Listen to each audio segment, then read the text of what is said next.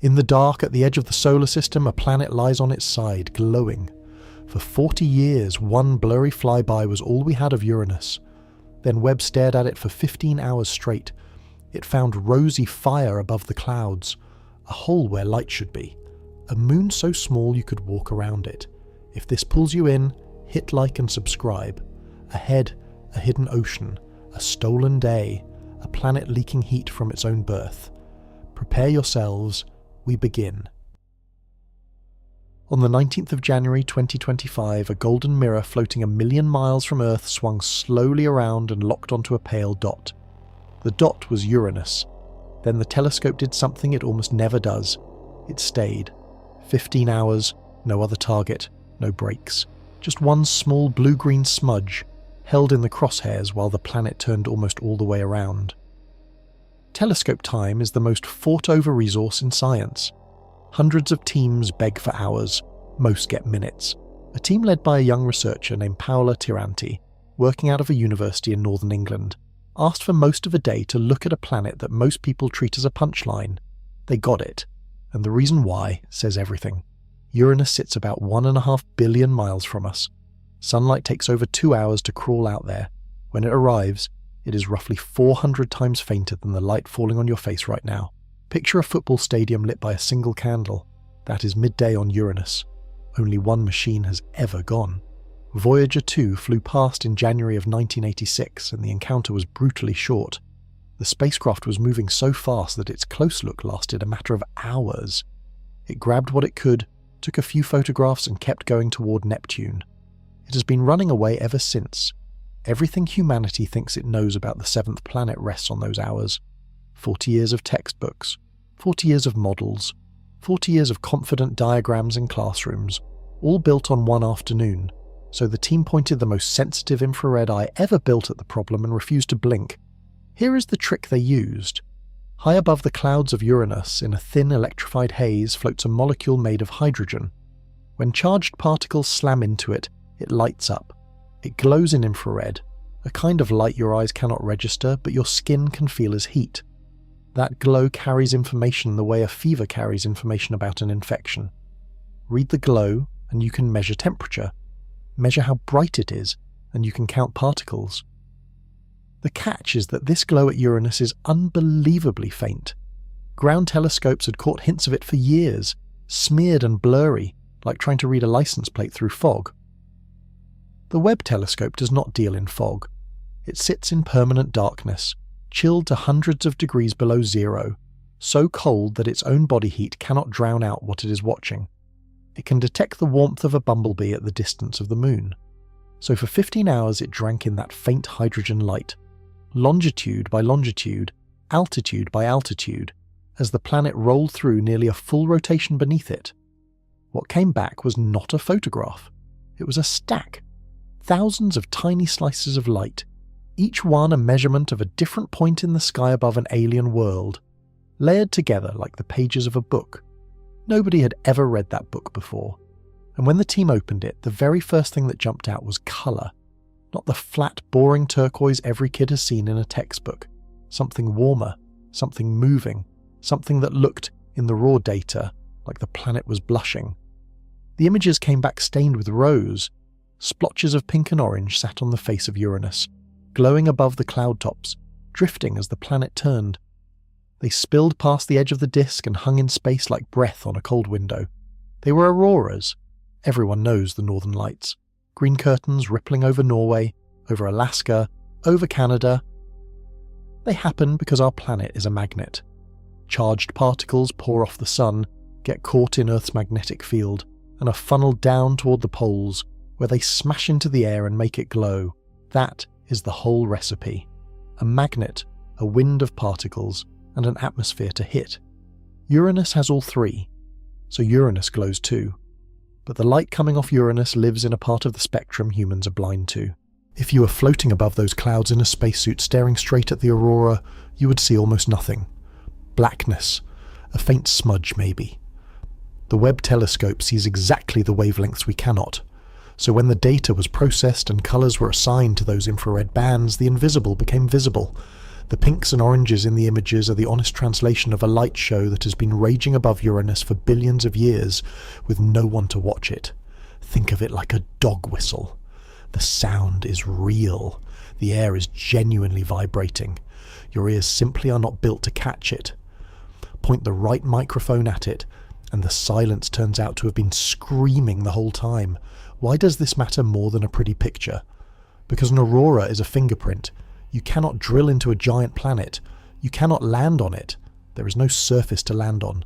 The clouds go down and down until the pressure crushes gas into something like liquid, and below that, something like nothing on Earth. The interior of Uranus is sealed away from us forever, but the magnetic field is generated deep inside, in that hidden region. And the aurora is where the magnetic field touches the sky. So every glowing patch is a message from the core printed on the top of the atmosphere in light. Heidi Hammel, one of the scientists who has spent a career fighting to get Uranus taken seriously, put it plainly to reporters.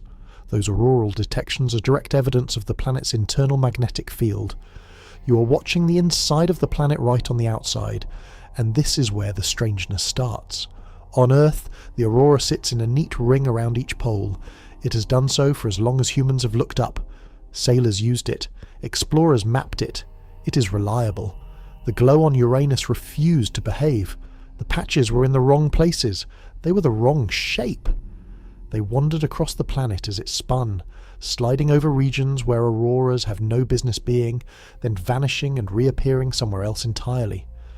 If Earth's aurora is a crown sitting politely on a king's head, the aurora on Uranus is a crown that has slipped down over one ear and keeps sliding. Something about this planet is deeply, structurally crooked. The team knew that already. What they did not have was depth. Every previous look at those lights had been flat, a picture on a page. They were about to peel the sky apart. Here is the problem with every image of a planet ever taken. It lies to you about depth. Look at a photograph of a thunderstorm. You see a wall of grey. What you cannot see is that the top of that cloud is 40,000 feet up and colder than Antarctica, while the bottom is warm, wet, and about to soak somebody's dog. The photo flattens all of it into one grey smear. Every previous study of the upper air of Uranus had the same flaw. Scientists could measure the glow, add it all up, and get one number for the whole column. One temperature, one density. For a region of sky thousands of miles thick, it is like sticking a thermometer through a 5-story building and reporting a single reading for the entire block. The 15-hour stare changed that, because the instrument on Webb does not just take pictures, it takes a spectrum at every single point in its field of view. Every pixel is a rainbow, and that hydrogen molecule glowing up there emits at many different wavelengths at once, with the balance between them shifting depending on how hot it is. So the team could sort the light. They could work out which glow was coming from low down and which was coming from high up. They could pull the sky apart into layers, like separating the pages of a book that had been squeezed into a solid brick. For the first time, they built a vertical map of the upper atmosphere of an ice giant. The layer they mapped is called the ionosphere. Every planet with air and a magnetic field has one. It is the region where sunlight and charged particles rip electrons off atoms, turning ordinary gas into something electric. On Earth, our ionosphere is the reason a radio station in one country can be heard in another. Signals bounce off it. On Uranus, this electric shell reaches up roughly 3,000 miles above the clouds. To put that in perspective, 3,000 miles is the distance from New York to Los Angeles standing on end. That is how thick the invisible part of the atmosphere is, and it is the part nobody had ever measured properly. The team measured it across every longitude the planet showed them during those 15 hours. Temperature at each height, particle count at each height, all the way around. They ended up with something no one has ever had for a world beyond Saturn, a 3-dimensional model of an alien sky. Taranti described it simply. This was the first time anyone had seen the upper atmosphere of Uranus in 3 dimensions. Imagine you've only ever seen a lake from above, a flat blue shape on a map. Then someone hands you a sonar scan, and suddenly there are canyons down there, and shelves, and a drop-off you never suspected. That is what happened to Uranus, and when the map was finally assembled, the team looked at it, and there was a problem. Two bright bands blazed near the magnetic poles, roughly where the aurora should burn. Between them, in the region that should have been busy with charged particles, the map showed almost nothing. The glow died. The particle count collapsed. There was a hole in the sky of Uranus, and nobody had put it there. Picture two bonfires burning on a dark plain. Between them, you would expect embers, scattered sparks, some warmth, something. Instead, the ground between the fires is dead cold, and darker than the night around it. That is what the map showed. The two auroral bands sat near the magnetic poles of Uranus, glowing hard, exactly the kind of thing you would expect from a planet feeding on the solar wind. Between those bands, the team found what they described as a distinct depletion. The glow dropped away. The count of charged particles dropped with it. A gap, a void, a missing piece of sky. This kind of thing had been seen once before, in one place, Jupiter. Jupiter has dark regions in its aurora too, patches where the light simply refuses to appear. Scientists have argued about them for years. The leading suspect is the shape of the magnetic field itself. To understand why, forget magnetism for a second and think about a train network. Charged particles do not float freely around a planet. They ride. Magnetic field lines are the rails, and particles are locked onto them, spiraling along like beads on a wire. Where the rails go, the particles go. Where there are no rails leading down into the atmosphere, no particles arrive, and nothing lights up. So a dark patch in an aurora is a place where the rails do something strange. They might close into loops that never touch the planet. They might open out into deep space, letting particles escape instead of dumping them into the air. Either way, the station gets no trains. The gap on Uranus is almost certainly a hole in the timetable, and that is the part that should make your skin prickle. Because a hole in the timetable means the rails of this planet are laid out in a pattern that Earth cannot prepare you for. Our field is a boringly neat thing. Field lines come out near the south, arc over the planet and dive back in near the north. Two ends, clean loops, a shape you drew in school with iron filings and a bar magnet. The team said the depletion was likely linked to the unusual geometry of the tilted and offset field of Uranus. Read that again. Tilted and offset. Those two words are doing an enormous amount of work, and we're going to spend a whole chapter on the damage they cause. But there is another detail buried in this that almost got lost under the excitement about the whole. When the team pulled apart the vertical slices and started reading temperatures, they expected a certain shape. Hot near the bottom, where energy gets deposited. Cooling as you climb, because that is what happens when you get further from the source. It is the same reason a bonfire warms your hands and not the clouds. That is the shape every model predicted. That is the shape the atmosphere of Uranus flatly refused to have. The heat was in the wrong place, not slightly off, thousands of miles off in a direction that makes no obvious sense. The top of the sky was burning. Uranus is the coldest planet in the solar system. That is a real record, and it belongs to Uranus rather than to Neptune, which sits 1 billion miles further out. The cloud tops of Uranus have been clocked at around 370 degrees below 0 Fahrenheit, colder than anything that has ever been measured on the surface of any world we have visited.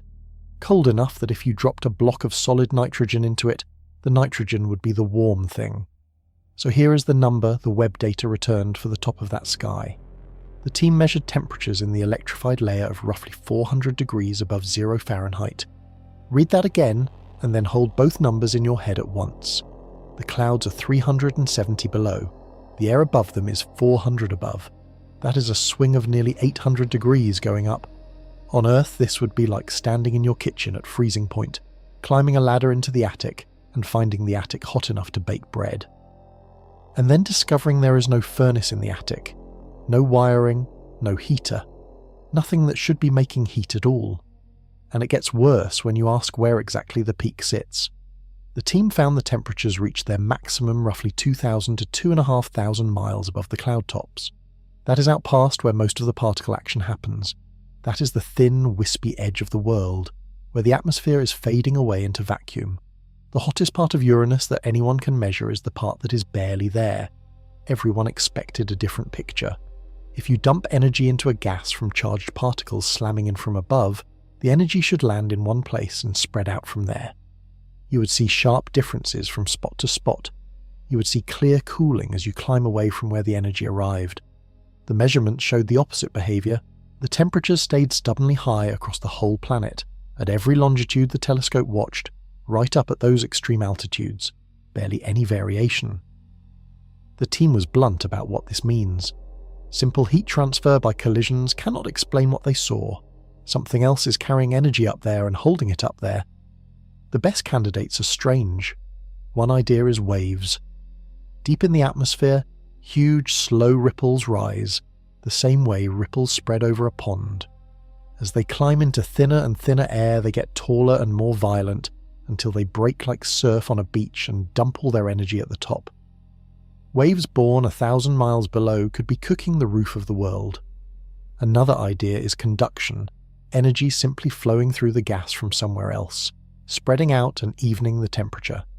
Nobody knows which. Possibly both. Possibly something nobody has thought of. There is a phrase scientists use for this, the energy crisis of the giant planets.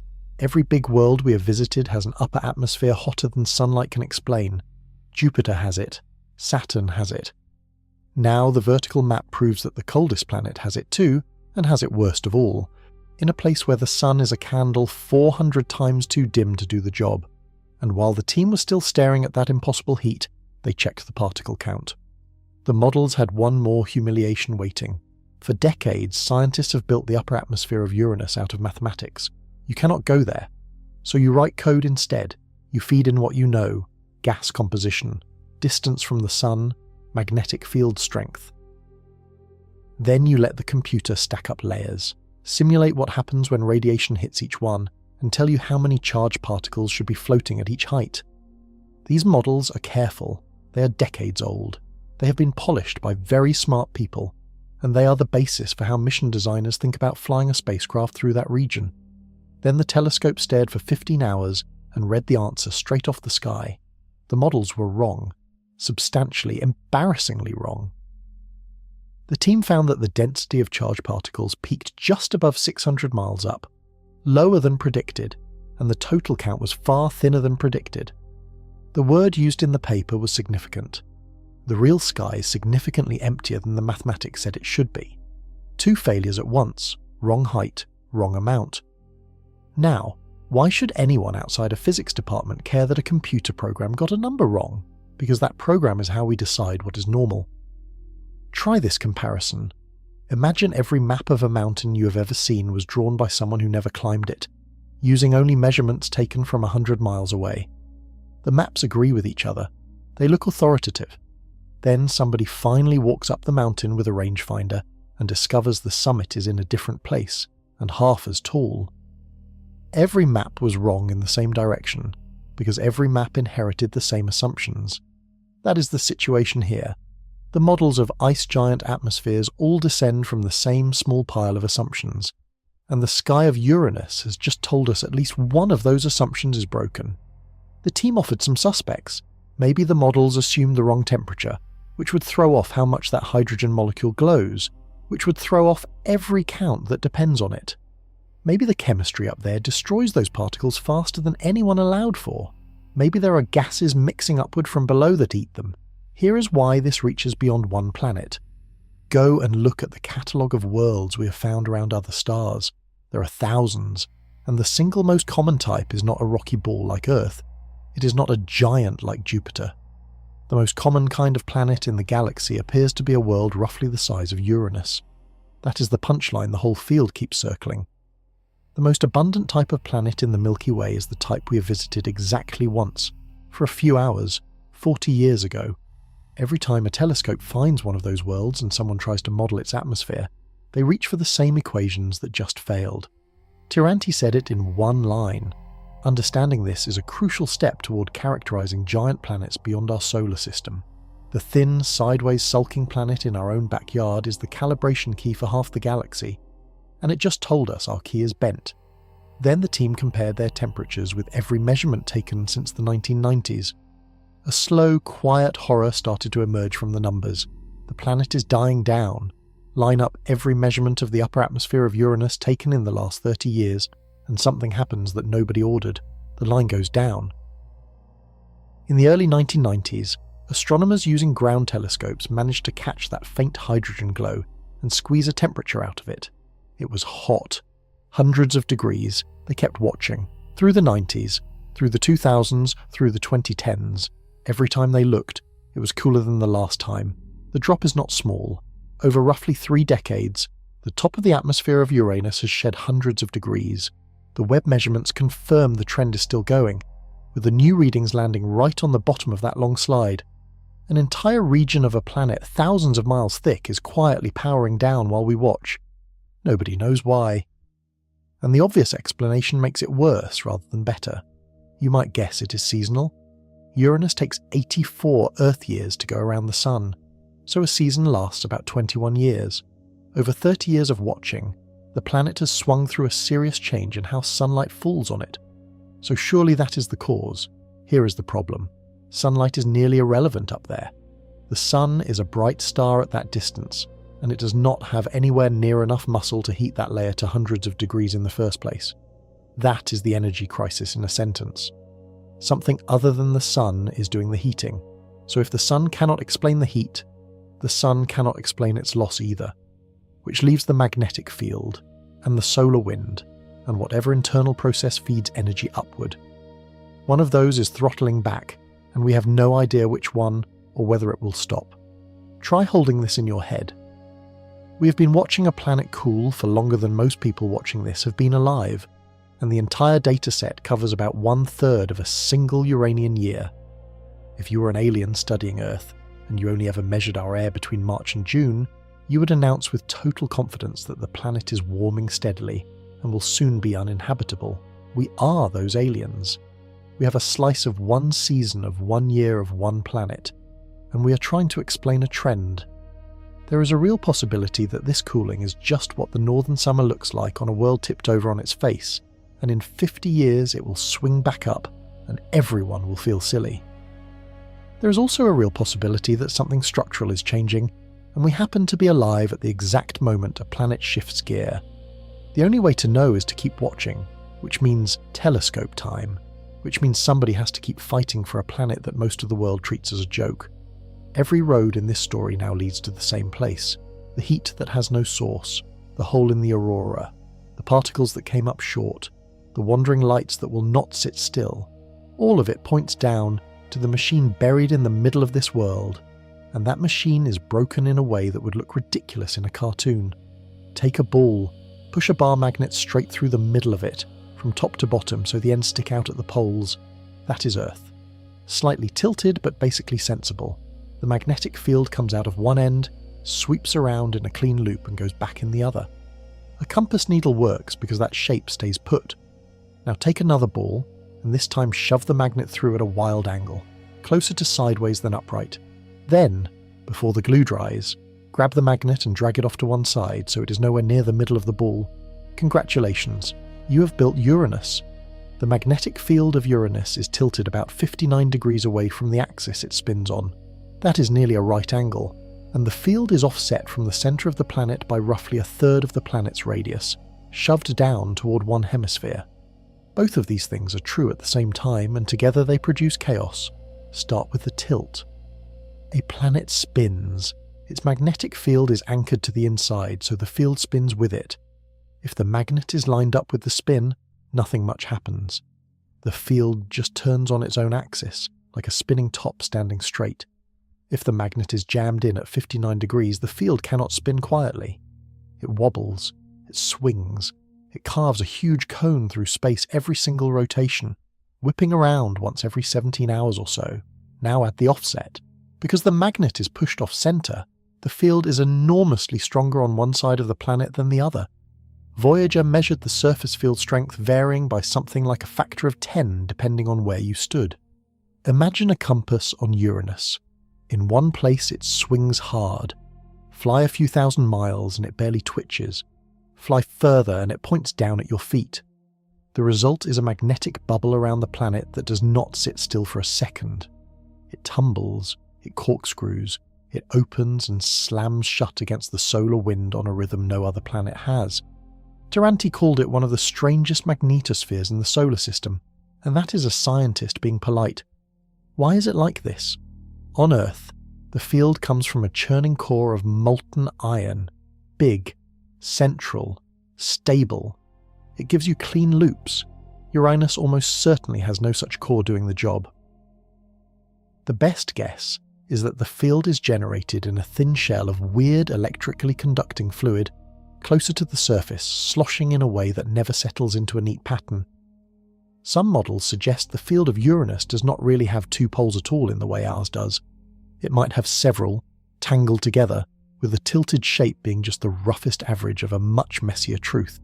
So now go back and look at everything from the last few chapters through this lens. The aurora wanders because the poles it feeds are wandering. The gap in the glow appears because the rails go somewhere strange. The heat spreads out because the whole electric shell is being dragged around like a bedsheet in a storm. One broken magnet explains a planet's worth of weirdness. But there is one thing it explains that nobody expected. That crooked field turned out to be a clock, and for 40 years that clock had been running wrong. In 2012, astronomers pointed the Hubble telescope at Uranus and caught the aurora for the first time. It took that long.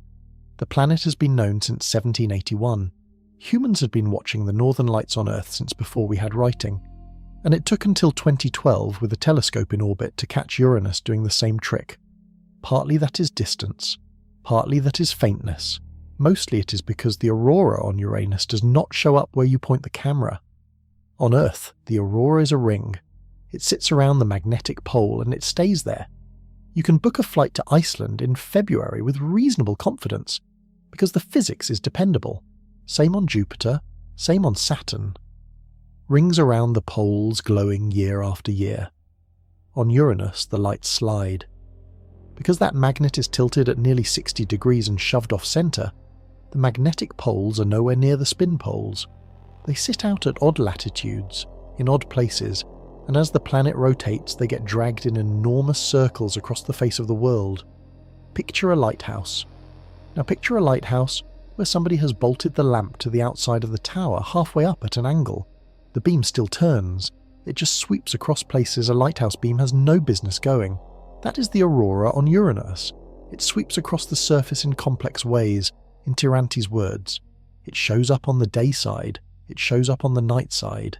It flares, dims, and reappears somewhere unrecognizable.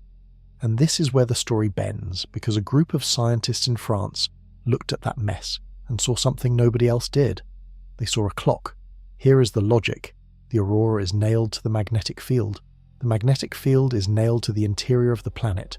So if you could track where the aurora is, precisely, over and over, for a long enough time you would be tracking the rotation of the guts of the planet itself. The catch is the phrase long enough. This is a faint glow on a small disk, more than 1 billion miles away, that moves unpredictably. A single observation tells you nothing. Two tell you almost nothing. You need years. You need the same telescope, the same instrument, the same conditions, again and again, until the noise cancels out and a rhythm emerges from the chaos. The team decided to do exactly that. They started in 2011. They used the Hubble telescope in ultraviolet, chasing a glow so faint it was barely there. Then they came back, and came back, and came back. They did it for 11 years. 11 years of applications, 11 years of scheduling, 11 years of pointing one of the most contested instruments in existence at the least fashionable planet in the sky, hunting for a smudge. One of the researchers, René Pronget, summed up the whole ordeal in 4 words when the results finally landed. Patience and persistence paid off. By 2022, they had a decade of aurora positions. They fed it into magnetic field models. They watched where the poles actually were, month after month, year after year. And out of that pile of faint smudges came a number so precise, it made the old one look like a guess scrawled on a napkin. The day on Uranus was wrong. Measuring a day sounds easy. Find a spot. Watch it go around. Time it. That works on Earth. It works on Mars. It works on the Moon. It works on anything with a surface. Because a surface gives you a landmark, a mountain, a crater, a patch of paint. Uranus has no surface. It has clouds, and the clouds cheat. They blow around in winds hundreds of miles per hour. which means timing a cloud tells you about weather and nothing about the planet underneath. It is like timing a spinning ball by watching a fly that is walking on it. So how do you time something you cannot see on a world with nothing to hold on to? Voyager 2 tried in 1986. It listened for radio waves pouring off the aurora, and it measured the magnetic field directly as it flew past. From that, it worked out that Uranus turns once every 17 hours, 14 minutes, and 24 seconds. That number went into every textbook, every model, every mission plan for the next 4 decades. It was the heartbeat of the planet. Then the French team, led by Laurent Lamy of the Paris Observatory, finished their 11-year hunt. They tracked the magnetic poles across a decade of Hubble images. They matched the movement against field models, and the answer that fell out was 17 hours, 14 minutes, and 52 seconds, 28 seconds longer. The new measurement is about 1,000 times more precise than the one Voyager gave us. 28 seconds. It sounds like nothing. It sounds like the difference between catching a bus and missing it. In a world of billion-mile distances and 800-degree temperature swings, half a minute feels like a rounding error. It is a catastrophe. Here is why. Errors in a rotation rate do not sit still. They compound. Every single turn of the planet, your model of Uranus drifts 28 seconds further out of step with the real thing. Uranus turns roughly 500 times an Earth year, so in 1 year, your map slips about 4 hours. In a decade, you are a day and a half out. Keep going. Between the Voyager flyby and the moment Webb stared at that planet, Uranus turns somewhere around 20,000 times.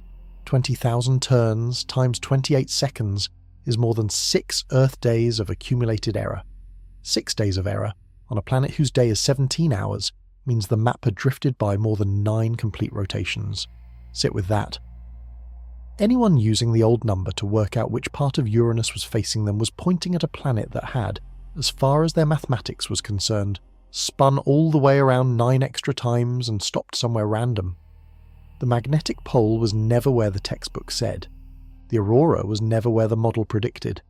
The whole coordinate system had quietly torn itself off the planet and floated away, and it did it so gradually that nobody could say exactly when it stopped being useful.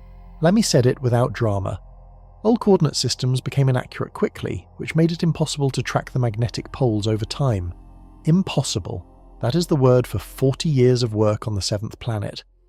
But fixing the clock was only half the job, because a clock with no starting point is still useless. And Uranus had no starting point at all. Every map of Earth begins with a lie everyone agreed to. There is a line running through a suburb of London called Greenwich. That line is 0 degrees longitude. Every position on the planet is measured from it. Every ship, every plane, every phone in every pocket. Nothing is special about Greenwich. It won a vote in 1884. The French sulked for decades and kept using Paris. It could have been anywhere. What matters is that everyone picked the same anywhere and stuck to it. Earth can support this because Earth has ground. Draw the line, bolt it to the rock, and it stays. Now try it on Uranus. There is no rock, there is no line to draw. Every visible feature is a cloud that will be somewhere else next week and gone next year. If you want a starting point on Uranus, you have to build one out of pure mathematics, and it will only hold together if you know exactly how fast the planet turns. Which brings us back to those 28 seconds. The old system had a 0. It was defined using the Voyager rotation rate. And because that rate was slightly too fast, the entire coordinate system spun faster than the planet it was supposed to describe. Slowly, silently, the map peeled away from the world.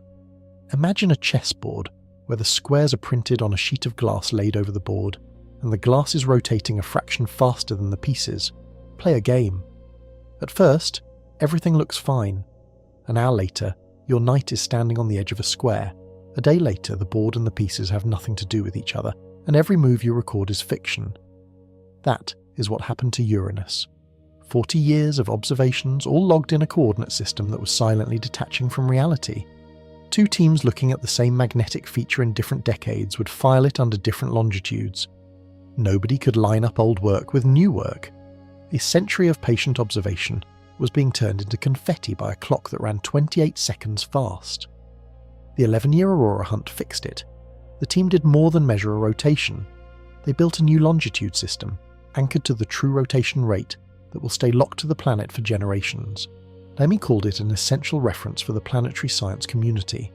That is understated. What they actually delivered was a Greenwich for a world with no ground. And here is the beautiful part. The method works anywhere.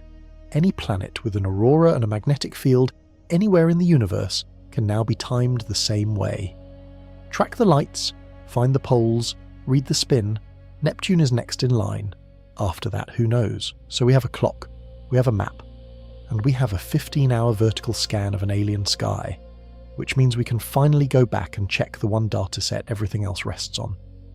The 5 days in January 1986 when a spacecraft the size of a car swept past a planet nobody had ever seen up close.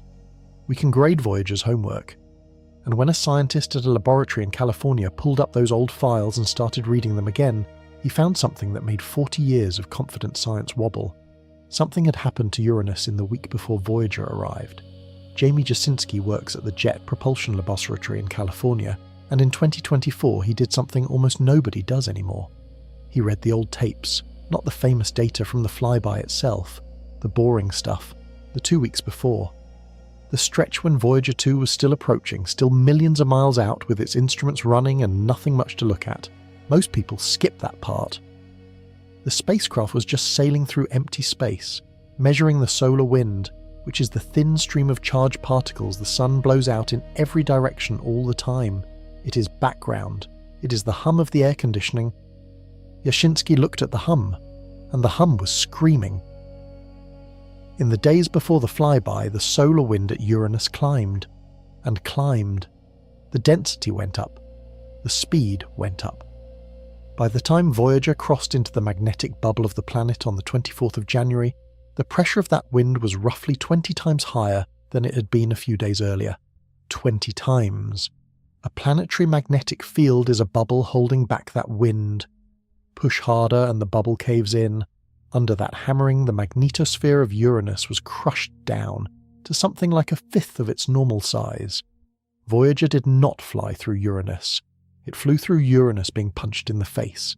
Jasinski put it with wonderful bluntness. We just caught it at this freak moment in time. Try this. Imagine aliens send one probe to Earth. It gets one photograph. One. That photograph will define humanity for every alien schoolchild for the next 400 years. The shutter opens at the exact instant you sneeze. Forever after, across the galaxy, humans are the species with their eyes screwed shut and their face collapsing inward. Textbooks show it. Documentaries show it. Alien scientists write papers theorizing about the evolutionary purpose of the sneeze face. That is Uranus.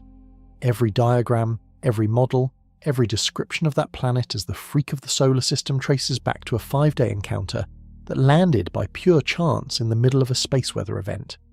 If Voyager had arrived a few days earlier, Jasinski's team estimates it would have found a completely different magnetosphere, something that looked much more like Jupiter, much more like Saturn, much more like a normal giant planet.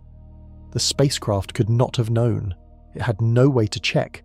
It was on a fixed trajectory set years earlier, aimed by orbital mechanics and a grand tour alignment of the outer planets that happens once every 176 years. It arrived when it arrived. 40 years of describing Uranus as the misfit of the solar system. 40 years of building missions and models around an extreme. All because a gust of wind arrived first. And then Jasinski's team did the calculation that turns this from an unlucky story into something genuinely disturbing. They asked how often Uranus actually looks like that. The answer was a number so small it should have been impossible. 4%. That is how often the magnetosphere of Uranus is in the state Voyager found it in.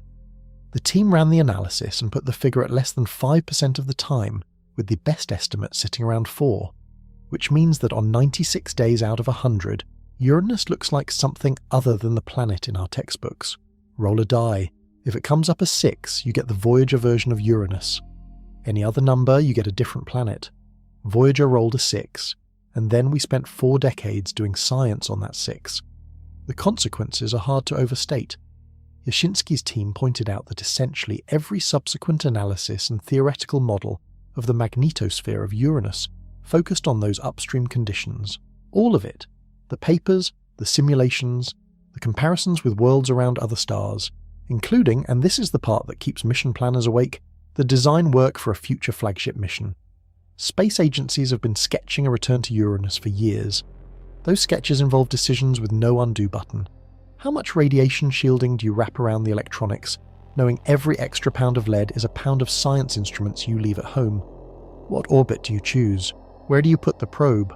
Every one of those answers was calculated for a planet that exists 4% of the time. Send a spacecraft built for the freak, and you have hauled armor plating 1.5 billion miles for nothing. Send one built for a normal planet, and if the wind is blowing when you arrive, you cook. Here is the deeper wound. Uranus got labelled. It became the extreme case, the canonical weird one. When scientists needed an example of a magnetosphere gone wrong, they reached for Uranus, because Uranus was the proof that nature could do something bizarre. That label spread outward. Astronomers studying planets around other stars used it as a reference point. A whole branch of thinking about how magnetic fields behave in the universe leaned on a planet that had been photographed mid-sneeze. We built a category out of an accident, and the label stuck so hard that for decades, almost nobody asked whether the solar wind might have been doing something unusual that week. The team noted that the role of external forcing had rarely been considered at all. Think about what that says. The most obvious question, the one you would ask about any weather reading on Earth, went unasked for 38 years because everyone already knew Uranus was weird. That is how science goes sideways. Nobody lies. Nobody cheats. A story just gets told confidently enough, early enough, that the question stops being interesting. Now, the strange thing is that Voyager's freak snapshot did more than mislead us. It handed us a genuine mystery, one that took another year and a different team to crack. Because when that solar wind squashed the bubble, Voyager's instruments picked up something in the crushed magnetic field that should have been physically impossible. A belt of radiation wrapped around the planet, packed so tight it was sitting at the exact limit where the laws of physics say a radiation belt must tear itself apart. And it was not tearing apart. Every planet with a magnetic field has radiation belts. Charged particles get trapped. They cannot escape sideways because the field lines hold them. They cannot escape along the field because as the field gets stronger near the poles, it acts like a wall and bounces them back. So they run laps. Up to the north, bounce. Down to the south, bounce. Forever. Earth has 2 of these. They are the reason astronauts avoid certain altitudes. Jupiter has a monster that would kill an unshielded human in minutes. There is a ceiling on how many particles you can stuff into one. The rule has a name from 2 physicists who worked it out in the 1960s, and the logic is elegant. Trapped particles create waves in the field around them. Add more particles, and the waves get stronger. Past a certain point, the waves get so violent they start knocking particles out of the trap and dumping them into the atmosphere. The belt limits itself. It leaks as fast as it fills. It is like a bucket with a hole halfway up. Pour in as much as you like. The water stops at the hole. Voyager flew past Uranus and found an electron belt sitting exactly at that ceiling, right at the limit, as intense as physics permits, and holding. For a planet with a magnetosphere that had somehow been swept clean of most of its plasma, this made no sense. There was no visible source, nothing to feed it. Yet the belt was full to the brim. Scientists at the Southwest Research Institute went back to it in 2025, led by a physicist named Robert Allen, and their solution used a trick that would have been unavailable in 1986. They compared Uranus to Earth. Specifically, they found an event at Earth in 2019 where a similar structure in the solar wind, a fast stream running into slower gas ahead of it, slammed into our magnetic field, and they looked at what our belts did. Then they went back to the Voyager tapes and found something that had been sitting there, unexamined, for decades. During the flyby, the spacecraft recorded waves in the field around Uranus. Not ordinary waves, the most intense high-frequency waves observed anywhere across the entire Voyager 2 mission. That mission visited Jupiter, that mission visited Saturn, and the record was set at Uranus. In 1986, everybody assumed those waves would be doing the thing waves do, scattering electrons, emptying the belt. We now know they can do the opposite. Under the right conditions, those same waves grab electrons and shove them, over and over, always at the right moment, like pushing a kid on a swing. One push does nothing. Time your pushes to the rhythm and the swing goes higher and higher until the ropes creak. The waves were not draining the belt, they were loading it, accelerating electrons up toward the speed of light and packing them into a trap already at bursting point. The storm did not just squash Uranus, it supercharged it. Allen noted the finding matters for similar systems and named the obvious one, Neptune. But that same storm did something else while it was filling the belt with lightning. It emptied the rest of the bubble, and in doing so, it told us a lie about the moons that lasted 38 years. Voyager flew into the magnetic bubble of Uranus expecting soup. It found vacuum. The magnetosphere was almost devoid of plasma, nearly empty of the thin electrified gas that fills the magnetic bubbles of every other giant planet. It was one of the biggest surprises of the encounter. To see why that mattered, you need to understand where that gas is supposed to come from. Moons make it. At Saturn, a small moon called Enceladus fires jets of water into space from cracks near its south pole. That water gets broken apart and swept up into the magnetic field of Saturn, and it fills the entire system. You can measure Enceladus from millions of miles away by tasting the space around it. At Jupiter, the volcanoes of Io do the same job in a more violent way. So when Voyager found nothing around Uranus, no water molecules, no ions, the conclusion wrote itself. The moons are dead, frozen rocks, geologically finished, cold to the core, going around and around a cold planet in cold silence. Nothing venting, nothing leaking, nothing alive underneath. That verdict shaped everything. When people rank targets in the search for life, they talk about Europa. They talk about Enceladus. They talk about Titan. The moons of Uranus barely make the list, because Voyager tasted the space around them and reported empty. Now put that conclusion next to what Yashinsky found. A solar wind event 20 times over normal pressure hit the planet days before the flyby. It caved the bubble in, and when a magnetosphere gets slammed like that, it flushes. The plasma inside gets driven out. The magnetosphere was empty because it had just been rinsed. Voyager did not measure the moons of Uranus. It measured a kitchen after somebody ran the exhaust fan on full for an hour, and reported that nobody had ever cooked here. The team spelled it out. The absence of water ions around the 5 major moons, long taken as proof the moons are inert, allows for an entirely different reading. The plasma might have been there, it might have been blown out, which means the moons of Uranus might be geologically active. Right now, today, venting. That single sentence quietly reopens a case that had been closed since before most of us were born. 5 worlds, written off as dead rocks, that might be doing something. And it turns out other people had been finding cracks in the verdict already. In 2023, a team went back to the Voyager particle and magnetic data yet again, and found hints that 2 of those moons, Ariel and Miranda, might be releasing material into the space around Uranus. Possibly through plumes. Plumes. The word we use for Enceladus. The word we use when something underneath is pushing water out. Nobody has confirmed it. The evidence is thin, dragged out of 40-year-old measurements taken by an instrument during a storm. But the whole foundation for calling those moons dead has crumbled, and while all of this was unravelling, another team was looking at the planet itself with the same suspicion. They asked a simpler question, the one Voyager thought it had answered. Is Uranus warm inside? Voyager said no. Voyager was wrong about that too. There is a rule about giant planets, and it is a good one. They glow, not visibly. They leak heat. Every giant world in our solar system pumps out more energy than it receives from the sun, because they are all still cooling from the violence of their birth 4.5 billion years ago. Squeeze a colossal amount of gas together and the collapse releases heat. That heat has been draining away ever since, and we can measure it dripping out. Jupiter does it, Saturn does it, Neptune does it, and Neptune sits 1 billion miles further from the sun than Uranus. Uranus, according to Voyager, did not.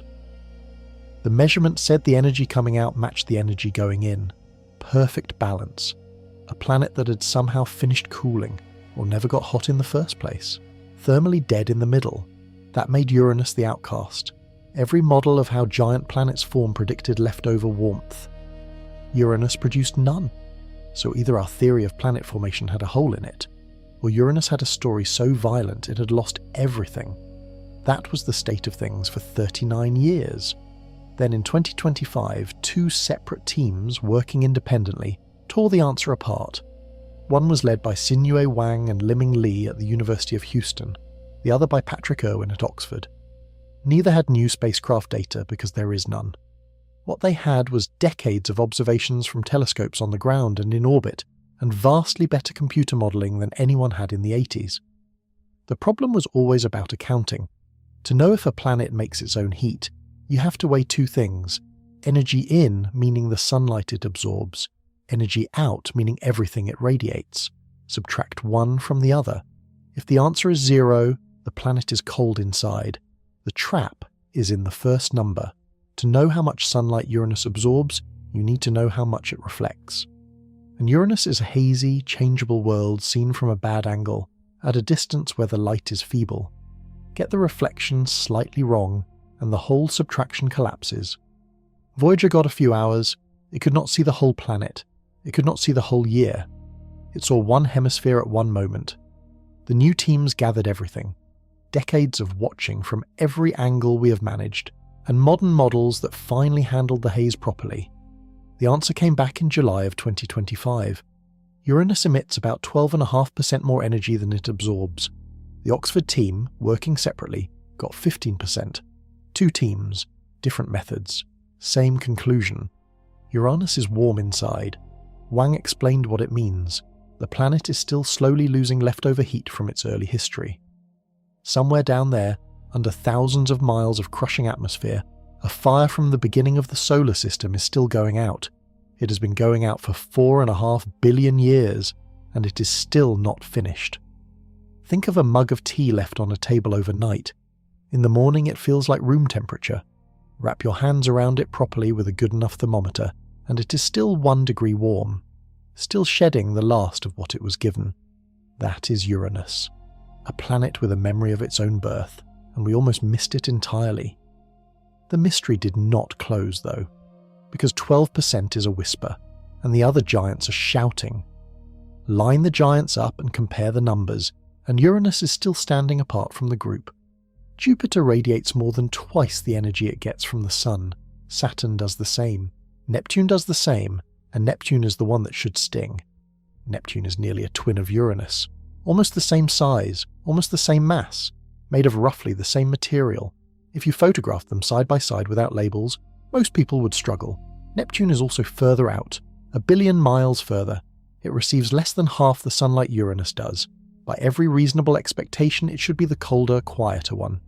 Instead, Neptune blazes from within, pumping out double what it takes in, driving winds that reach over 1,000 miles per hour, the fastest in the solar system, and Uranus manages 12%. Irwin, one of the researchers who found the warmth, said the obvious thing. Uranus is still an outlier. Nobody knows why it is so subdued. There are two main suspects, and both are unsettling. The first is that the inside of Uranus is layered. Most models assume a giant planet stirs itself. Hot material rises, cools at the top, sinks, and comes back up. That churn hauls heat from the core to the surface efficiently. It is how a pot of soup on a stove behaves, and it is why the other giants shed heat so freely. But if the material inside Uranus is arranged in layers of different composition, the churn stops. Heavier stuff underneath refuses to rise past lighter stuff above it. The layers sit there, stacked, barely mixing, each one passing heat to the next with agonizing slowness. Imagine an attic stuffed with insulation. The furnace below is running. It has been running for billions of years. Almost nothing gets through. If this is right, the interior of Uranus could be far hotter than anyone thinks. All that heat is still down there, trapped, choked off by its own structure, dribbling out at a rate that makes the planet look dead from outside. The second suspect is more brutal. Something happened to Uranus, something enormous, something that knocked the entire planet onto its side and left it lying there. That is the tilt we have been circling this whole time, and it is the single largest unexplained fact about the seventh planet. If a collision did that, it might have done more than tip the planet. It might have gutted it, blown out the heat, scrambled the layers, left the interior arranged in a way that has been slowly strangling itself ever since. An event 4.5 billion years ago that is still shaping what a telescope measures today. This is why the heat discovery matters far beyond one planet. Wang's team pointed out that understanding it feeds directly into how we read planets around other stars, and even into how we think about energy balance here on Earth. The same accounting: energy in, energy out. It is the equation that governs whether a world is warm or frozen anywhere in the universe, and it strengthens the argument that has been building for years, which is that we have to go back. Both teams said it. The case for a mission to Uranus just got stronger. Because there is one question sitting under all of this, and no telescope on or near Earth can answer it. What tipped the planet over? The answer involves a hit so violent it should have destroyed the world entirely. Every planet in the solar system spins roughly upright. Earth leans about 23 degrees, which is why we have seasons. Mars leans a similar amount. Jupiter barely leans at all. They're all spinning tops, standing more or less straight, going around the sun in the same flat plane, all turning the same way. They do this because they were born doing it. The whole solar system condensed out of one spinning disk of gas and dust.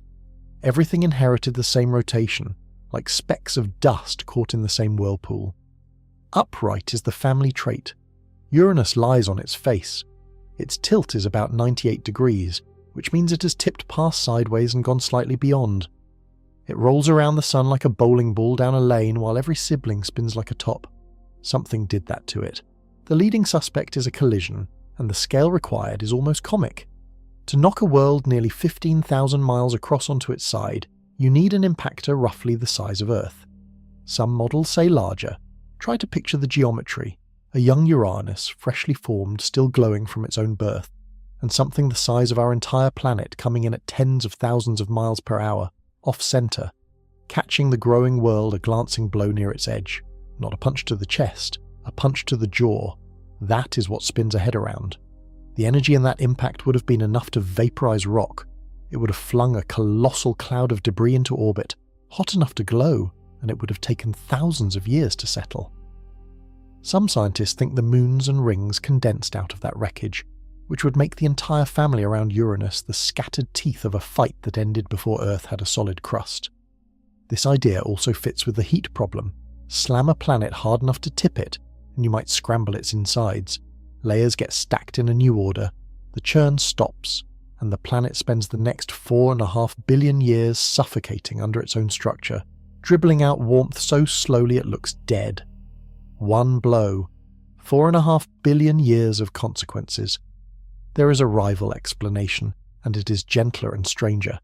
Instead of one catastrophe, imagine a series of smaller hits, each shoving the planet a little further, or imagine gravity doing it. In the chaos of the early solar system, giant planets wandered.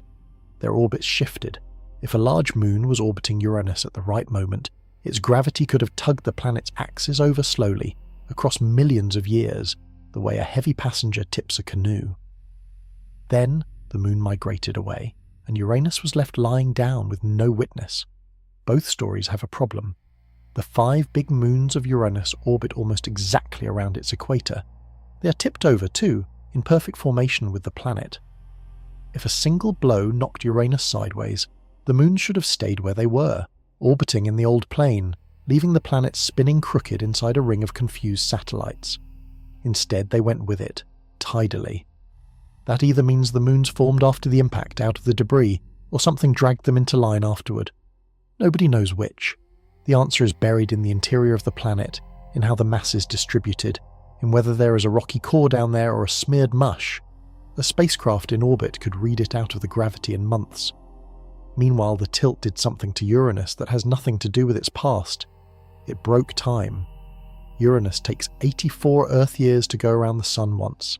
That is a human lifetime. If you were born the last time Uranus was where it is now, you would be old. When it was discovered in 1781, it had not yet completed 3 orbits by the time Webb photographed it. Now take that 84-year lap and hand it to a planet lying on its side.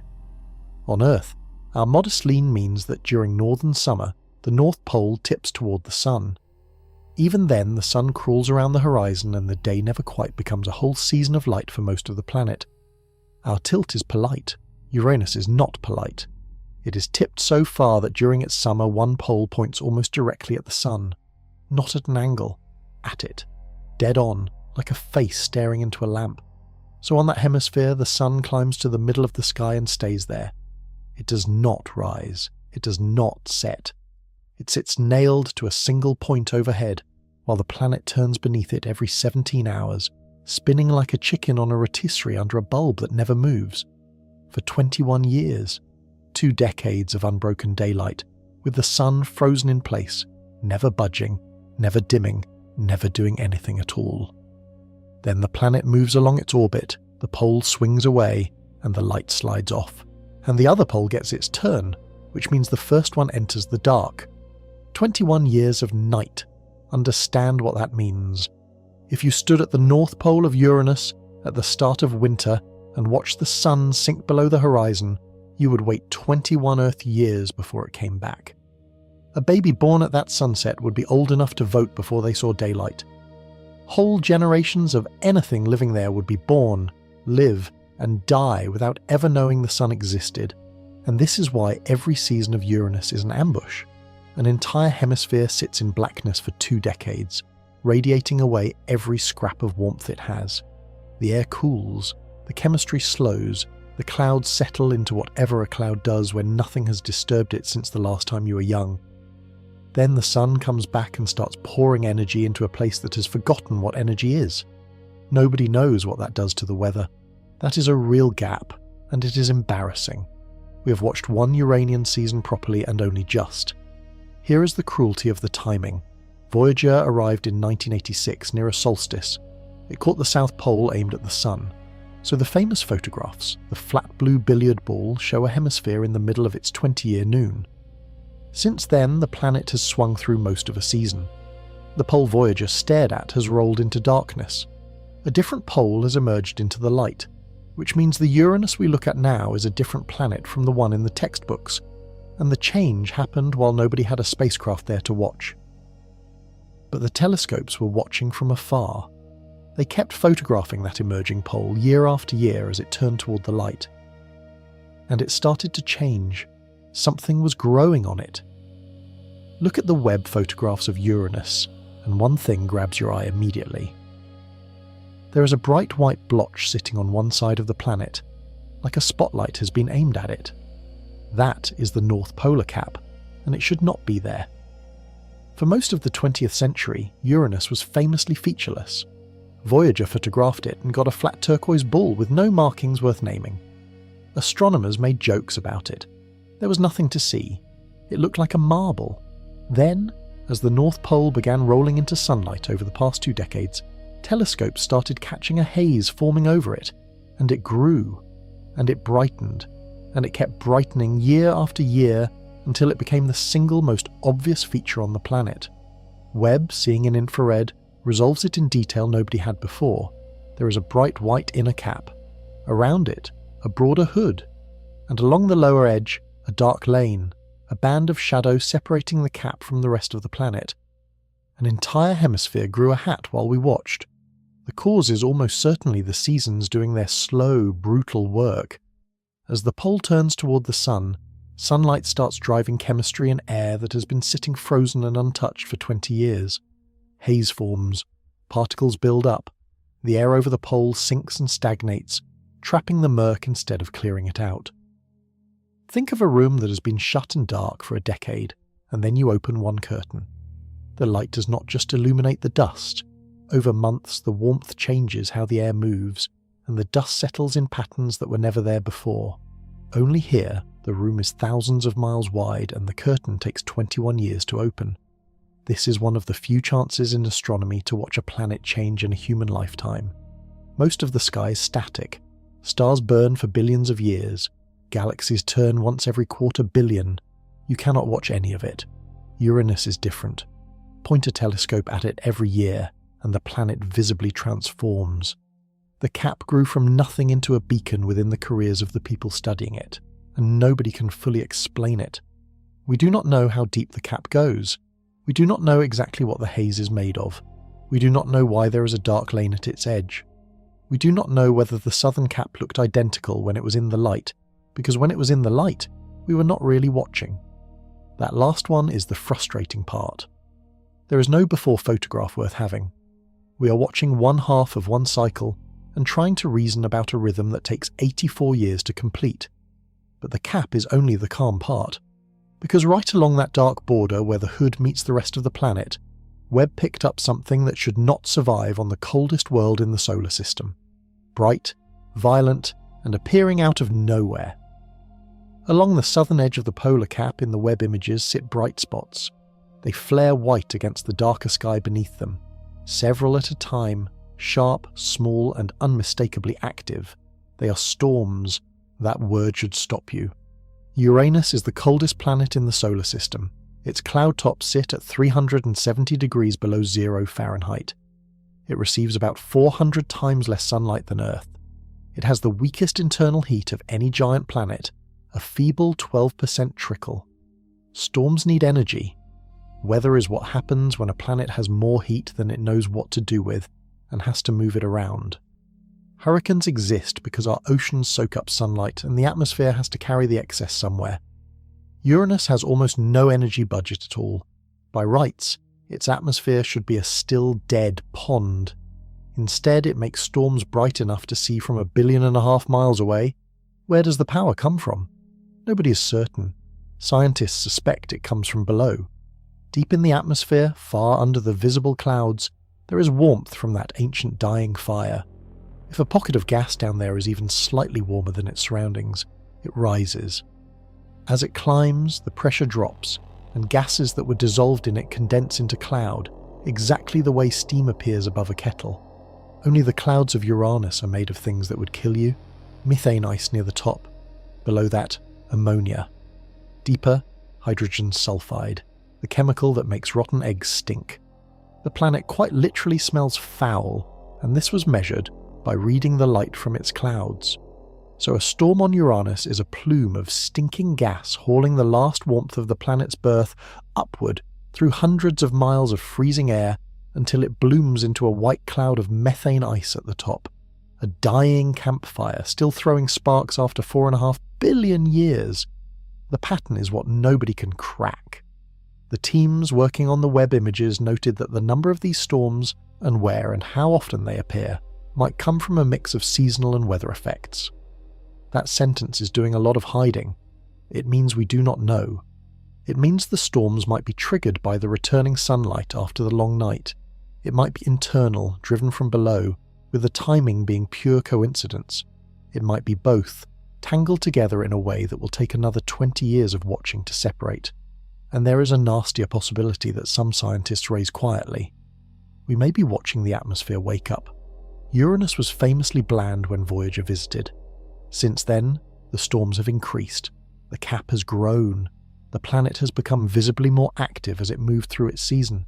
If that is real, then the flat blue marble in every textbook was a planet caught asleep, and the version we are looking at now is Uranus stirring. The clock on that is running, because in 2 years the pole turns to face the sun head-on, and everything we can measure will change at once. In 2028, the north pole of Uranus will point almost directly at the sun. Solstice, the extreme, the moment when the tilt does the most it can possibly do, and one hemisphere is drenched in light while the other sits in the deepest part of its 2-decade night. Uranus reaches this position about once every 42 years. That is the number that should make you sit up. 42 years between solstices, and each one is a different pole, so a specific pole faces the sun head-on once every 84 years, which means almost nobody gets to see the same one twice. The last time the north pole of Uranus stared at the sun, it was the 1940s. There were no space telescopes. There were no infrared cameras worth the name. The people who watched it are gone. The next time, it will be the 2070s. Most of the scientists working on Uranus right now will be dead. The ones who are graduate students today will be very old. There is one shot. It arrives in 2 years, and unlike every previous solstice in human history, we have the equipment. Think about what is lined up for this.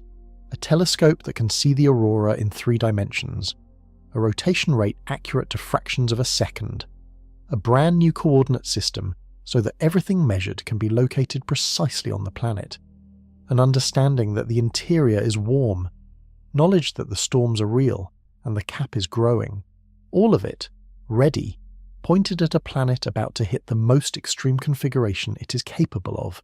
Here is what makes it worth the wait. At solstice, the geometry does something no other planet offers. That crooked magnetic field, tilted 59 degrees from the spin axis, will be swinging around while the spin axis itself points at the Sun. The solar wind will be blowing straight down the rotation axis into a magnetic field that is tumbling in every direction relative to it. The magnetic bubble will be forced to open and close, twist and reconnect, on a rhythm that exists nowhere else in the universe we can reach. Whatever the aurora does then, it will be the strangest thing our instruments have recorded around a planet. Meanwhile, the polar cap gets its maximum dose. 20 years of accumulated haze under a sun that has finally climbed as high as it will ever go. Either the cap keeps building, or it starts breaking down. Whichever happens tells us what the haze is made of and how it is created, which is a question that has sat unanswered since it first appeared. The teams know exactly what is coming. It has been marked on the calendar for years, described as a prime view of the pole, an opportunity to learn things that cannot be learned any other way. If we miss it, we wait until the 2070s. There is a reason this planet keeps rewarding people who look hard at it, though. Because during one of those long stares while chasing something else entirely, Webb found something in the glare beside the planet. Something small, something that had been hiding there the whole time. Uranus has rings. Most people do not know this, and the reason is that they are nearly invisible. Saturn shows off. You can see its rings through a cheap telescope from a back garden blazing white, made of clean water ice that reflects most of the light hitting it. The rings of Uranus are black. They are made of material about as reflective as charcoal. They soak up almost all the light that touches them and give back almost nothing. From Earth, they are a whisper. Nobody even knew they existed until 1977, and the discovery was an accident. Astronomers were watching Uranus pass in front of a distant star, hoping to learn about the atmosphere from how the starlight faded. Before the planet reached the star blinked, then blinked again, and again. Then Uranus passed, and on the other side the star blinked in the same pattern, mirrored. Something invisible was orbiting the planet, in rings, chopping the starlight into pieces. Since then, 13 rings have been catalogued. They have names that sound like a filing system that gave up halfway. Zeta, then 6, 5 and 4, then Alpha, Beta, Eta, Gamma, Delta, Lambda, Epsilon, Nu and Mu, working outward. And of all of them, one was the ghost. The Zeta ring is the innermost. It is faint, diffuse, spread out, sitting closest to the planet where the glare is worst. Trying to photograph it is like trying to photograph a moth in front of a stadium floodlight. In the entire history of astronomy, exactly 3 eyes have ever imaged it. Voyager 2 caught it in 1986 in passing. The Keck Observatory in Hawaii managed it later, using mirrors that flex hundreds of times per second to cancel out the blur of our atmosphere. And in 2023, Webb saw it. Clean. The image was released in December of that year, and it stunned people who had been staring at this planet for careers. The Zeta ring sitting there resolved, and it mattered for a brutally practical reason. NASA put it in a public post with unusual bluntness. If humans want to send a spacecraft to visit Uranus up close, we need to understand how to navigate debris from its rings. Debris, that is the word. A spacecraft arriving at Uranus after more than a decade of travel will be moving fast. It will need to slide into orbit, and the good orbits, the ones that let you study the planet and reach the moons, run through the ring region. At those speeds, a chip of black rock the size of a grain of rice carries the energy of a rifle bullet, and you cannot dodge what you cannot see. For decades, the Zeta ring was a rumour on a mission planner's chart, a hazard with no shape. Now it has one. But the material in those rings raises a question that Saturn never asks. Why is it black? Take a handful of coal dust and pour it into orbit around a planet. That is roughly what circles Uranus. The rings are made of dark particles, some as fine as dust, some as big as boulders, all of them soaking up nearly every photon that hits them. Compared to Saturn, which glitters like fresh snow, the rings of Uranus look like a smudge of soot. This is a clue, and it points somewhere uncomfortable. Bright rings mean fresh ice. Saturn glitters because its rings are constantly being resurfaced, ground up, and replenished. Ice that sits in space for a long time gets darker.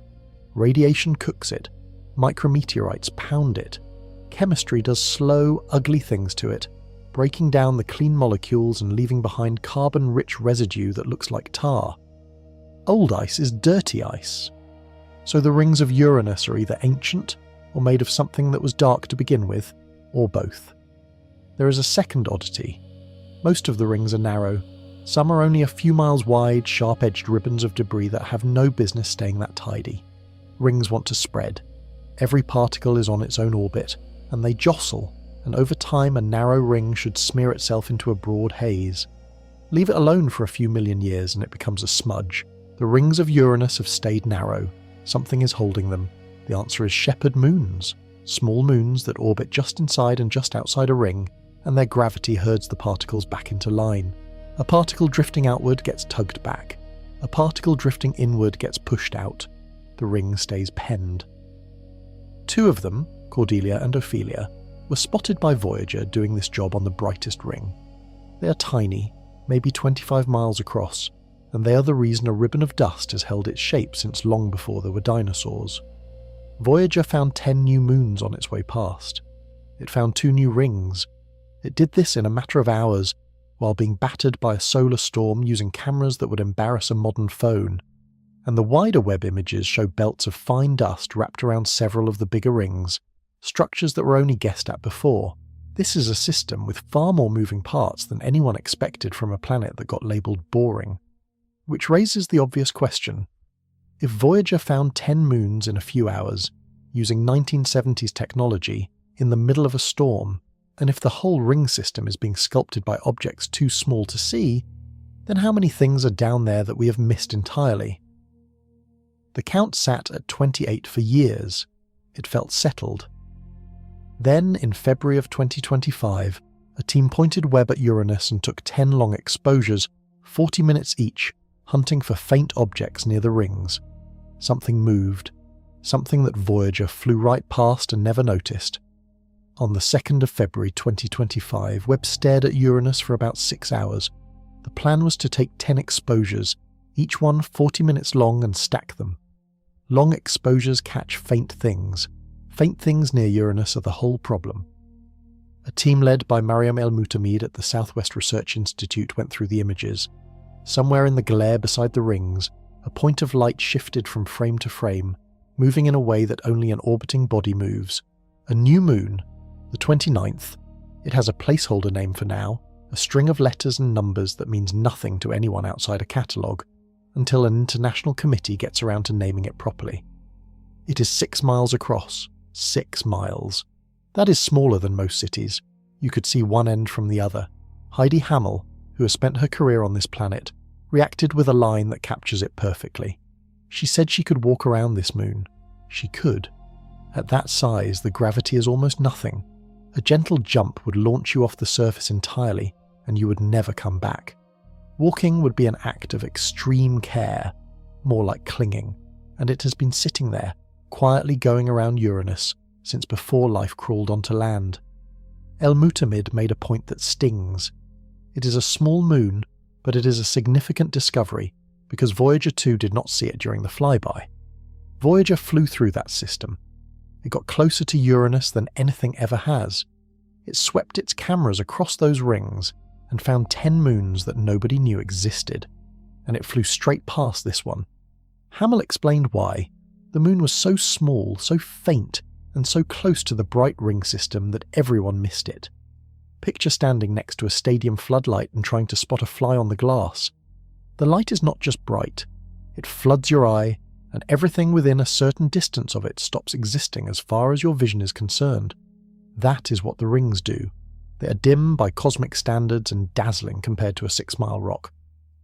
Astronomers using Hubble and ground telescopes had already found other tiny moons out there, some only 7 or 8 miles across. They kept finding them, and still this one hid, which means the count is meaningless. 29 is what we can currently detect with the best instrument humanity has ever built, straining at its limits, at a distance where the light is 400 times too dim. It is a flaw.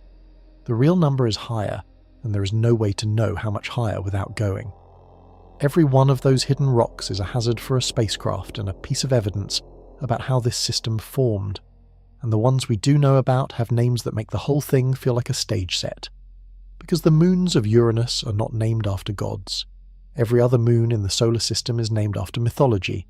Jupiter has Io, Europa, Ganymede, Callisto, gods and lovers dragged out of Greek legend. Saturn has Titans. Mars has Fear and Panic, the sons of the war god. The rule is ancient and it is followed without exception across the sky. Uranus broke it. Its moons are named after characters from plays and poems. Titania and Oberon, the fairy queen and king, from a Shakespeare comedy. Ariel and Miranda, from a story about a shipwreck on an enchanted island. Puck, Ophelia, Cordelia, Desdemona, Juliet, Rosalind, Portia, Bianca, Cressida. A few come from Alexander Pope, an English poet who wrote a mock epic about a stolen lock of hair. Belinda and Umbriel are his. This happened because of one man and a son who wanted to honour him. William Herschel discovered Uranus in 1781, and he wanted to name the planet after the King of England. Astronomers elsewhere refused, which is why we ended up with a Greek sky god instead. His son John, decades later, named the first moons. He reached for Shakespeare. Nobody has broken the pattern since. It has held for nearly 2 centuries. Every new moon around Uranus gets a character from the English stage, which means that when the 6-mile rock found in 2025 gets its official name, it will join a cast list. There is a strange consequence of this that goes beyond trivia. The names shaped how we imagine the place. The moons of Jupiter sound like weapons. Io, Europa. They have the hard weight of myth, and they get treated seriously. Europa is a headline. It gets its own mission. The moons of Uranus sound like a school play, and they got treated accordingly. For 40 years they sat on the far edge of every priority list. Frozen rocks with fairy names, orbiting a planet whose name gets giggles in classrooms, at a distance where nobody wanted to spend a decade of travel time. Meanwhile, Voyager, in its handful of hours, photographed only part of them. We have never seen the northern half of any of the big moons. It was in darkness during the flyby, and it has stayed in darkness, and it will stay in darkness until something goes back. Half of 5 worlds, never seen by anything, ever. Look at any map of them, and you are looking at a hemisphere with a hard edge, beyond which the cartography simply stops. That was fine as long as they were dead. Then in 2024, a team pointed Webb at one of them for 21 hours and asked what it was made of. The moon was aerial, and what came back was chemistry that should be physically impossible at that distance from the sun. Ariel is roughly 700 miles across, which makes it small enough that you could drive its circumference in a few days, if driving were possible on a world of ice. It looks scarred. The Voyager images show grooves and canyons cut across it, valleys with flat floors, features that speak of a surface that has been pulled apart and resurfaced. It looks young. Something happened to Ariel recently in geological terms, and nobody knows what. In 2024, a team led by Richard Cartwright at the Johns Hopkins Applied Physics Laboratory pointed Webb at it and read its light. Here is the trick. Every chemical absorbs specific wavelengths and reflects others. Sunlight hits Ariel, bounces off, and arrives here carrying gaps where the surface swallowed particular colours. Match those gaps against samples cooked up in a laboratory freezer, and you can name what is down there without going. Ariel came back coated in carbon dioxide ice. Enormous quantities of it. The team called it some of the most carbon dioxide-rich deposits in the solar system. On one hemisphere, the layer works out to something like 1/3 of an inch thick or more, blanketing the surface. That is impossible. Uranus sits 20 times farther from the Sun than Earth. At that distance, you might assume everything freezes solid and stays put forever. The opposite is true for this particular chemical. Carbon dioxide is stubbornly bad at staying frozen in a vacuum. Even out there, in that cold and that emptiness, it turns straight from ice to gas and drifts away into space. Leave carbon dioxide on Ariel, and it should evaporate. Over millions of years, the surface should be scrubbed clean. Instead, it is caked in the stuff, which means something is putting it there. Constantly. Faster than it can escape. For years, the leading idea was radiation. Charged particles trapped in the magnetic field of Uranus slam into the moon, break apart molecules on the surface, and the fragments recombine into carbon dioxide. Radiolysis is the word for it, chemistry driven by radiation. That explanation has a specific fingerprint. It should hit hardest on the trailing hemisphere, the side facing backward as the moon orbits, because that is the side the charged particles slam into, and the carbon dioxide is indeed concentrated on the trailing side. Case closed, apparently. Except the team found deposits on both hemispheres, and they found them concentrated in a way that radiation struggles to explain, and they noticed the grooves and cracks on Ariel are mostly on the side facing away from Uranus, which is also where the deposits are heaviest. Cracks. Deposits sitting on cracks. That points somewhere else entirely. It points downward. It suggests the carbon dioxide is coming out of the moon, leaking from inside through the fractures, refreshing the surface faster than space can strip it away. Which would mean Ariel has something inside it worth leaking. And then, buried in the same data, the team found a second chemical, one that has no business existing anywhere on that moon: carbon monoxide. Webb picked up the first clear signals of it on Ariel, mixed in with the carbon dioxide deposits. Cartwright's reaction, quoted afterward, was direct. It just should not be there. Here is the problem, and it is beautifully simple. Carbon monoxide freezes at a temperature of about 30 Kelvin, which is roughly 405 degrees below 0 Fahrenheit. Warmer than that, it refuses to stay solid. It sublimates. It turns to gas and leaves. Ariel is not that cold. The average surface temperature of the moon is roughly 65 degrees Fahrenheit, warmer than the point where carbon monoxide can survive. 65 degrees is the difference between a freezing morning and a pleasant afternoon. On a scale where everything is hundreds of degrees below zero, it sounds trivial. It is not. It is the difference between a chemical existing and a chemical being gone. Put an ice cube on a warm road, come back in an hour, there is no ice cube. Nobody wonders why. That is the situation on Ariel, and the ice cube is still sitting there. The deposits should have vanished, not slowly over the age of the solar system, fast, on timescales of years. So either something is resupplying it constantly, or our understanding is wrong somewhere fundamental. There are a few escape routes. Maybe the carbon monoxide is trapped inside the carbon dioxide ice, locked in a cage of other molecules that shields it. Maybe there are shadowed pockets, permanently dark crevices that stay cold enough. Maybe radiation is manufacturing it as fast as it disappears, but the same problem keeps coming back around. Every explanation that relies on outside forces struggles with where the deposits actually are, and how thick they are, and the fact that they sit on the fractured side of the moon. The simplest reading is the one that changes everything. Ariel is venting.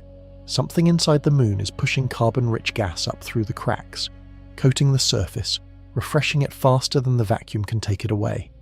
And remember what we learned 3 chapters ago about the moons of Uranus being written off as dead. That verdict came from Voyager finding no material in the space around the planet, which came from a solar storm flushing the magnetosphere clean days before the flyby. The verdict is void. And here is a moon that appears to be exhaling. Cartwright's team spotted one more thing in that spectrum, though. Something that has nothing to do with gas. A signature that only forms when liquid water touches a rock. Carbonates. That is the word in the paper, and it is the reason this story stopped being about a frozen rock. Carbonates are salts. On Earth they are everywhere. Limestone is carbonate. Chalk is carbonate. The white cliffs on the English coast are carbonate, thousands of feet of it, and every scrap was made by water. That is the point. Carbonates form when liquid water sits against rock and slowly dissolves it, pulling minerals into solution, letting them recombine. It is a wet process. It takes time. It happens in oceans, in lakes, in hot springs, in aquifers. It does not happen in a vacuum. It does not happen in ice. It happens where water meets stone and stays there long enough for chemistry to work. Webb found the signature on Ariel. Cartwright was careful about it, in the way scientists are when they know what they're holding. He said that if the interpretation of that carbonate feature is right, it is a big result, because it means the material had to form in the interior. The interior. Follow the chain. Carbonates need liquid water and rock. The surface of Ariel is frozen solid and has been for as long as the solar system has existed. So if there are carbonates on the surface, they came from somewhere else, and there is only one somewhere else, underneath. a layer of liquid water, sitting on a rocky core, dissolving minerals, making salts, and something driving that salty water up through fractures onto the surface, where it freezes and leaves its fingerprint. An ocean. On a moon that nobody was looking at, around a planet that gets laughed at a distance where the sun is a bright star. Now think about what an ocean means. Europa has one, and we are building a spacecraft to go there. Enceladus has one, and it sprays it into space where a passing probe flew through the plume and tasted it. Both are considered the best places in the solar system to look for life beyond Earth. The recipe for those oceans is heat from tides. The moon gets stretched and squeezed by the gravity of its giant planet, and the flexing generates friction, and the friction melts ice. It works because those moons are close in and locked in gravitational relationships with their neighbours. The moons of Uranus have gravitational relationships too. They tug on each other. They always have. The team behind the aerial work presented their conclusion at a scientific meeting. The moon may have a subsurface ocean, replenishing its surface deposits of carbon dioxide, which means Uranus might not have one ocean world, it might have several, and the strangest candidate is the smallest one. A moon so bizarre that when Voyager photographed it, the scientist in the room thought the images were broken. Miranda is 292 miles across. That is the distance from London to Edinburgh. It is 1/7 the size of our moon. It is a pebble. Voyager. 2 photographed it in 1986, and the pictures that came back look like a mistake. The surface is a patchwork. Sections of terrain sit next to each other with hard, straight borders between them, as though someone had cut squares out of 5 different moons and glued them together. Grooved regions run up against heavily cratered plains. Enormous trapezoid-shaped features, called coronae, sit in the middle of it like panels bolted onto a machine. Scientists have described it as a Frankenstein hodgepodge, a crazy quilt. Those are the technical terms people reach for because the normal vocabulary of geology has nothing for this. One early idea was that Miranda had been smashed apart and reassembled by gravity, and the seams were the joins. That has fallen out of favour, but the fact that anyone proposed it tells you how the surface looks. And then there is the cliff. On one edge of Miranda stands a wall of ice called Verona Rupes. Estimates put its height at up to 12 miles. 12 miles is more than twice the height of Everest above sea level. It is higher than a jet flies. If you stood at the bottom and looked up, the top would be above the cruising altitude of every aircraft ever built. It is the tallest known cliff in the solar system, on a moon you could drive across in a day. Now do the physics, because this is the part that stays with you. The gravity on Miranda is roughly 1/200th of Earth's. Step off the top of that cliff, and you would fall. Slowly, gently. Drifting away from a wall of ice for minute after minute, watching the stars, watching the top recede, with the bottom taking an eternity to arrive. The fall takes about 10 minutes. 10 minutes of free fall down a single cliff face. You would have time to think about it. You would have time to change your mind repeatedly, and it would make no difference at all. You would hit the bottom at roughly the speed of a car on a highway, which on a body with no atmosphere and no rescue is the end of the story. Here is what that cliff is actually telling us. You cannot build a 12-mile wall on a tiny frozen ball. Ice has no strength at that scale over that time. A structure like that should slump and flatten within a few million years, sagging under its own weight. It is still standing, which means it is young, which means something tore Miranda open recently enough that the wound has not healed, and a graduate student in North Dakota decided to work out what. Caleb Strom did not have new data. He had the same Voyager images everyone has stared at since 1986. What he had that his predecessors lacked was computing power and a good idea. Working with scientists at the Johns Hopkins Applied Physics Laboratory and the Planetary Science Institute, he mapped every feature on the visible half of Miranda. The cracks, the ridges, the trapezoid coronae, every scar. Then he built a model of the inside of the moon and asked what stress patterns each version would produce on the surface. Try one interior, run the simulation, compare the predicted cracks to the real ones. Wrong. Try another. Wrong. Try another. He ran through possible structures until one matched. The version that fit required an ocean, a vast body of liquid water beneath the ice, at least 62 miles deep, sitting under a crust no thicker than 19 miles. Do the arithmetic on a moon that is only 292 miles across. That ocean would take up an enormous fraction of the entire body. Miranda would have been less a ball of ice than a ball of water in a thin shell. Tom Nordheim, who worked on the study, said finding evidence of an ocean inside something as small as Miranda is incredibly surprising. It should not have been possible. Miranda is tiny, and it is ancient. Whatever heat it was born with should have bled away long ago. It was assumed to be a frozen ball all the way through. The heat came from the neighbours. Miranda, Ariel, and the others tug on each other as they orbit. When those tugs line up in rhythm, the moon gets stretched and squeezed relentlessly, and the friction generates heat. Enough to melt the interior of a world 1/7 the size of our moon. The model puts the ocean between 100 and 500 million years ago. Recent. Dinosaurs were walking around here for part of that. Then comes the twist that turns a history lesson into something live. If that ocean had frozen solid, the moon would have expanded. Water is strange that way. It swells when it freezes, which is why a forgotten bottle in a freezer splits open. Freeze an ocean 62 miles deep, and the entire moon would grow, and the crust would rupture in a specific, recognizable pattern of cracks. Those cracks are not on Miranda. Nordheim's conclusion follows without any drama.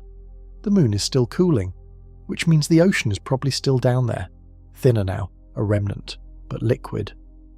Water, today, inside a 200-mile ball of ice, 1.5 billion miles from the sun, on a world nobody has looked at since 1986, and only from one side. And in 2025, someone checked the other big moons for one last thing. The answer came back backwards. Here is a prediction so obvious that nobody thought it needed checking. The big moons of Uranus are tidally locked. Each one keeps the same face toward the planet as it orbits, the way our moon does, which means each moon has a leading side, the face that plows forward through space, and a trailing side, the face that follows behind. Now add the magnetic field. Uranus is surrounded by charged particles trapped in that crooked bubble. Those particles sweep around the planet faster than the moon's orbit, which means they catch up from behind and slam into the trailing sides. Radiation darkens ice. It always has. It cooks the surface, wrecks the clean molecules, and leaves dark carbon residue behind. So the trailing sides should be dark. The leading sides should be bright. Every model said so. It had been the accepted picture for decades. In 2025, a team at the Space Telescope Science Institute led by Christian Soto finally pointed Hubble at the 4 big moons in ultraviolet light and measured their brightness properly. They presented the results at a conference in Anchorage in June. There was no darkening on the trailing sides at all. For Ariel and Umbriel, the 2 inner moons, both hemispheres came back essentially the same brightness. Flat. No pattern. The radiation signature that had been predicted for 40 years simply was not there. Then they looked at Titania and Oberon, the 2 big outer moons. The darkening was there, on the wrong side. The leading hemispheres, the faces that push forward, came back darker and redder than the trailing ones. The exact opposite of the prediction. The team went looking for the fingerprint of a magnetic field and found the fingerprint of something else entirely. The explanation they favour is dust. Far out beyond the big moons, Uranus has a swarm of small, irregular moons on wild orbits. They get hit by micrometeorites. Every hit blasts dark material off them. That debris spirals slowly inward over millions of years, drifting toward the planet, and the moons run into it. A moon ploughing forward through a cloud of drifting dust collects it on its front, the way a car windshield collects insects. The face that leads gets dirty. The face that trails stays clean. Titania and Oberon are the outermost of the big moons, so they meet the incoming dust first. They take the brunt of it. Ariel and Umbriel further in get whatever is left. Look at what just happened. A dead system, full of frozen rocks nobody cared about, turns out to be raining. A slow, million-year drizzle of black grit falling inward from the outer moons, painting the faces of the inner ones. The results have not yet been through peer review, and the only approved follow-up work is a near-infrared look at Ariel, alone. 1 moon. That is the extent of what is funded to test this. Everything in this story ends the same way. We are squinting at a world from 1.5 billion miles away, guessing, and every guess we have checked has come back wrong. There is only one fix. and the window to use it is closing. In 2022, the scientific community in the United States did what it does once a decade. It ranked the missions it wants most. The top priority for a flagship mission was Uranus, above everything else. The concept is called the Uranus Orbiter and Probe. An orbiter to stay for years, mapping the planet, flying past the moons, reading the gravity field to find out what is inside, and a probe, a small hardened device dropped straight into the atmosphere to fall and measure and transmit until the pressure crushes it. The probe would answer questions no telescope can touch. What is Uranus actually made of, at depth? What the winds do below the clouds? Whether the interior is layered, which would explain why a warm planet acts cold. The orbiter would settle the rest. Whether Ariel is venting, whether Miranda still holds water, whether those moons are alive, whether the magnetic field looks anything like what one storm made us believe, where the other moons are hiding, what the north half of 5 worlds looks like, which no eye has ever seen. And here is the constraint. To get there in a reasonable time, a spacecraft has to swing past Jupiter and steal some of its motion. Jupiter is the slingshot. Without it, the trip takes so long that the mission ages beyond usefulness. The alignment that makes that possible comes around roughly every 12 years. The journey itself takes 12 or 13 years after launch. So run the numbers. A launch in the early 2030s means arrival in the mid-40s. Miss the window, and everything slides by more than a decade, and the people who fought for this spend their entire careers waiting for a spacecraft that arrives after they retire. That is why every study in this story ends the same way. The teams who found the hidden heat said it strengthens the case for a mission. The teams who fixed the rotation said their work provides vital information for future missions. The teams who mapped the Zeta Ring said the same. The vertical map of the ionosphere was described as providing critical benchmarks for future missions. They're all shouting at the same door, and here is why it matters beyond one strange planet. Go and count the worlds we have found around other stars. Thousands of them. Sort them by size, and the peak of the pile is not Earth. It is not Jupiter. It is Uranus. Worlds of roughly this size appear to be the most common type of planet in the galaxy. Nearly 2,000 of them have already been catalogued. Every one is studied with models. Every model traces back to what we know about ice giants. And what we know about ice giants comes from 5 days in 1986, during a solar storm, at 4% conditions, using a rotation rate that was wrong, around a planet we had labelled dead when it was warm, orbited by moons we called frozen when at least 2 of them may be wet. The most common kind of world in the universe, and our only sample, is a planet we got wrong in nearly every particular. Uranus is the key that unlocks the galaxy. It has been sitting in our own backyard for 245 years, lying on its side, glowing in colours we cannot see, leaking the last heat of its birth, hiding oceans under its moons. We laughed at its name and looked away.